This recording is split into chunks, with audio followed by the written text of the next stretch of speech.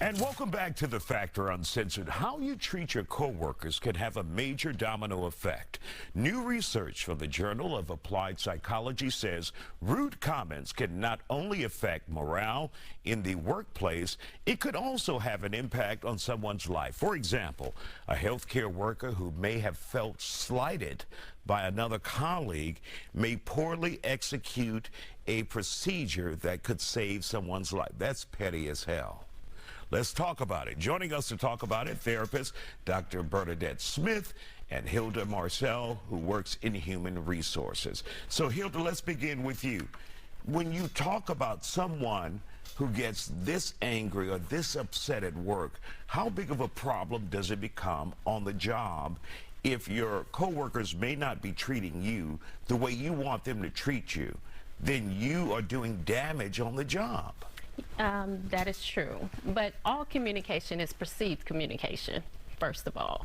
So you have a sender and then you have a receiver. And based on positions, people will decide how in depth they want to escalate what they received.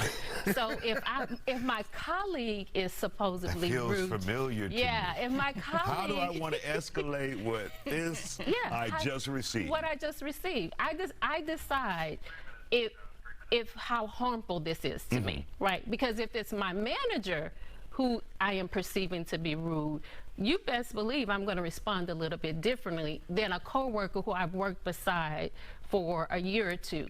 I'm going to be probably passive and forgiving. So rudeness, which is just a communication style that people use their words by tone and body language, again, is perception. What may be rude to you may not be rude to me, because again, it's by relationship. Everything is by relationship. Communication is received through relationship. And let's bring in Dr. Smith. How do you keep this from getting the best of you, where your anger takes over and you see red and there's rage? Yeah, so absolutely. That's actually something I worked with a client not too long ago, where it was a situation in the workplace where there was rudeness and this particular person popped off on their coworker. And so what then becomes important is to, one, being able to center yourself, identify, okay, what is the big picture goal here? But how do you make yourself stop and say, center myself, realize what's at risk here? So sometimes what it is, it's big picture. You have to be able to identify what your triggers are and what you notice about yourself, right? So sometimes you may not necessarily in that moment recognize, oh, my tone is starting to shift. But then that's being able to say, I'm noticing my tone, I'm noticing maybe I'm fidgeting, or I'm noticing a change in my heart rate or breathing, and then say, you know what, let me take a step back. Because even if you do start in that space to where you are escalating something, you can always take a step back and walk away.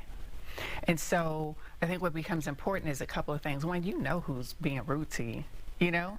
And so if you already know, if I work with Hilda and she is a problem for me, then I already know that she might potentially be a trigger for me. So then what that then means is when I'm engaging with her, I need to be more intentional about how I'm going to choose to show up and recognize who do I want to be as a person, regardless of how I'm perceiving her to show up.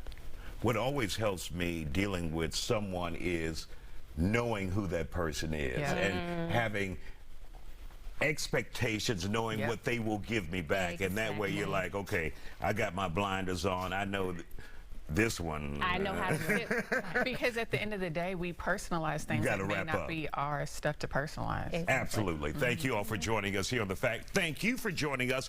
And remember to follow us on social media.